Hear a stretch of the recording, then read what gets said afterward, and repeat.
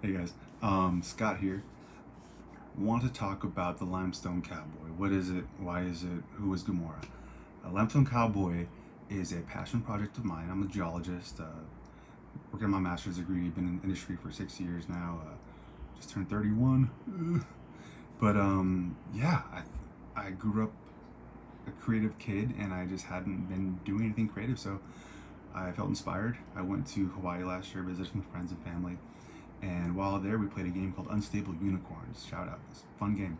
And I was like, wow, this is so much fun. I can make it better.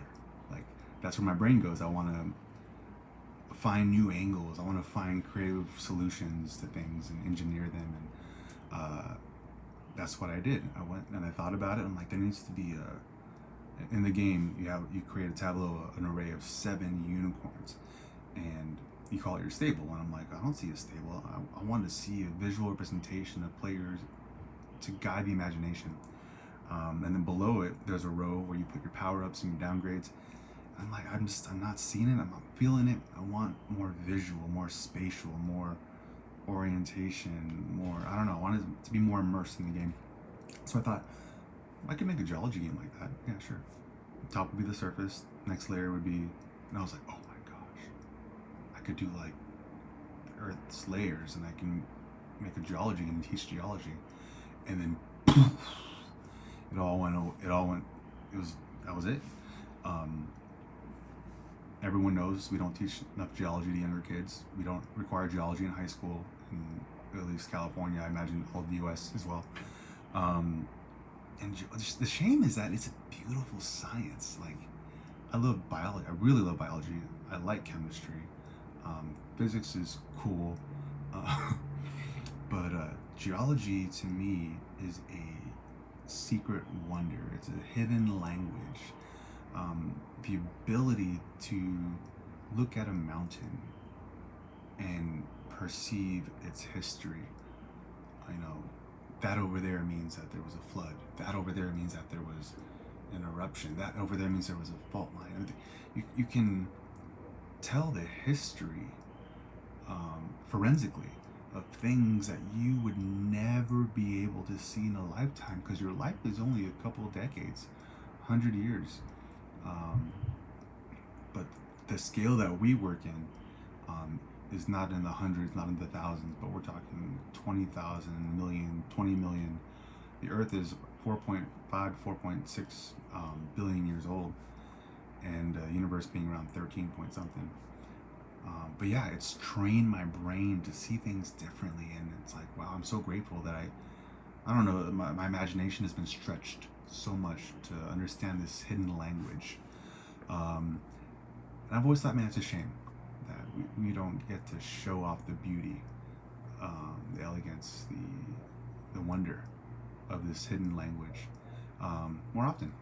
So, yes, I want to create geology games as a way to, uh, as a conduit to connect this beautiful hidden language of the earth and time, and puzzles and dinosaurs and volcanoes and earthquakes and continents, and yeah, Pangea. Yeah, that's all great. It's all fun.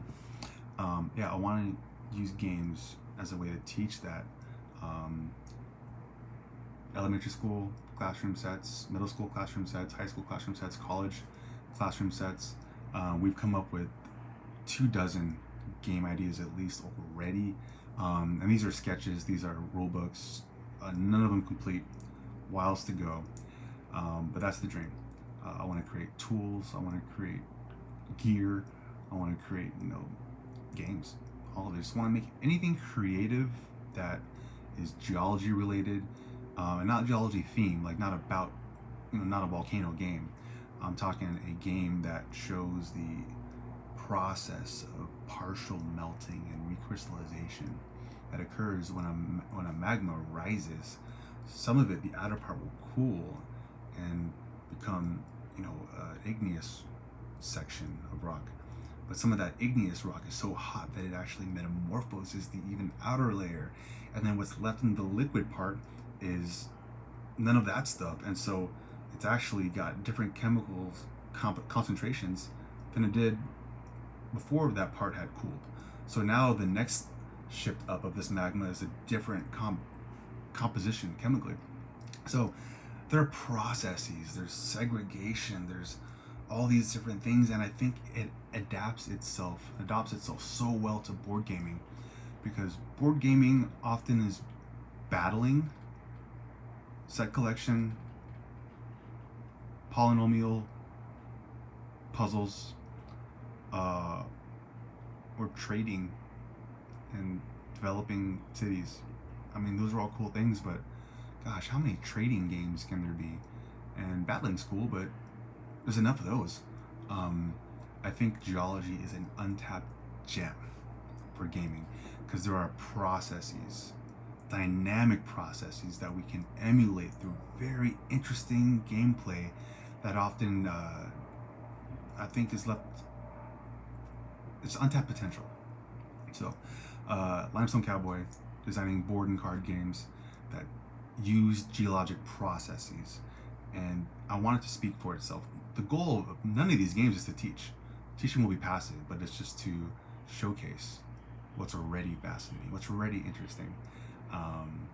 So that is the Limestone Cowboy. That's our mission. I want to create a couple dozen games at least before I retire. That's the dream. Passive income, baby.